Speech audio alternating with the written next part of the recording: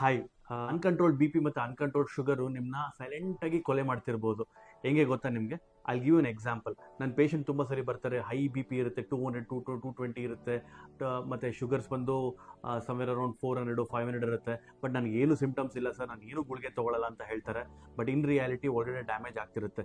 ನಾವೆಲ್ಲ ನೋಡಿ ಒಂದು ದೊಡ್ಡ ಮರ ಇದ್ದಂಗೆ, ಆಯಿತಾ? ಸೊ ಈ ಮರಕ್ಕೆ ಮಚ್ ತೊಗೊಂಡು ಇನಿಷಿಯಲಿ 100 ಏಟು 50 ಏಟು ಹೊಡೀರಿ, ಒಂಚೂರು ಅಲ್ಲಾಡಲ್ಲ ಅದು. ಯಾಕೆಂದರೆ ಆ ಮರ ಅಷ್ಟು ದಪ್ಪ ಇರುತ್ತೆ.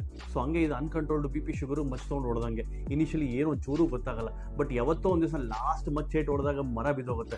That means you are landing up with complications like stroke, heart attack, ಕಣ್ಣಿನ ಪ್ರಾಬ್ಲಮ್ಮು, ನರ ಪ್ರಾಬ್ಲಮ್ಮು, ಆಂಪ್ಯುಟೇಷನ್ ಏನೋ ಆಗುತ್ತೆ ಒಟ್ಟಿನಲ್ಲಿ. ಸೊ ಅವಾಗ ಏನು ಅನ್ಸುತ್ತೆ, ಅದರಿಂದನೇ ಆಯಿತು, ಆ ಒಂದು ದಿವಸ 2 ದಿವಸ ಏನು ನೋಡಿದ್ವಿ ಅದರಿಂದ ಆಯಿತು ಅಂತ. ಇಲ್ಲ, ಬಟ್ ಇನ್ ರಿಯಾಲಿಟಿ ತುಂಬ ವರ್ಷಗಳಿಂದ ಡ್ಯಾಮೇಜ್ ಒಳಗಡೆ ನಡೀತಿರುತ್ತೆ. That is what happens when you have uncontrolled BP and sugar. So each and every day matters.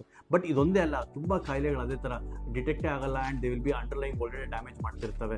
Like for example, ಈ ಸ್ಮೋಕಿಂಗ್ ಮಾಡೋದಿರ್ಬೋದು, ಅಥವಾ ಡ್ರಿಂಕ್ಸ್ ಮಾಡೋದಿರ್ಬೋದು, ಅಥವಾ ಎಷ್ಟೊಂದು ಜನ ಕ್ಯಾನ್ಸರ್ಸ್ ಇರ್ಬೋದು, ತಂಬಾಕು ಹಾಕೋದಿರ್ಬೋದು. ಇದೆಲ್ಲ ಒಳ್ಳೆ ಡ್ಯಾಮೇಜ್ ಮಾಡ್ತಿರುತ್ತೆ. ಯಾವತ್ತೋ ಒಂದು ದಿವಸ ನಮಗೆ ಅದು ಆಚೆ ಬರುತ್ತೆ. ಈ ಥರ ಸೈಲೆಂಟ್ ಕಿಲ್ಲರ್ಸ್ನ ಕಂಡುಹಿಡಿಯೋದಕ್ಕೆ ವಿ ಡೂ ರೂಟೀನ್ ಇನ್ವೆಸ್ಟಿಗೇಷನ್ಸ್ ಮಾಡ್ತೀವಿ. ನಿಮಗೇನೋ ಬ್ಯಾಡ್ ಹ್ಯಾಬಿಟ್ಸ್ ಇತ್ತು, ಅಥವಾ ನಿಮ್ಮ ಫ್ಯಾಮಿಲೀಸಲ್ಲಿ ಶುಗರ್ ಬಿ.ಪಿ ಇತ್ತು, ಸಟಲ್ ಸಿಂಪ್ಟಮ್ಸ್ ನಿಮ್ಗೇನು ಅನ್ನಿಸಿದ್ರೆ immediately contact your physician or doctor. Do whatever routine investigation is required to find out the disease.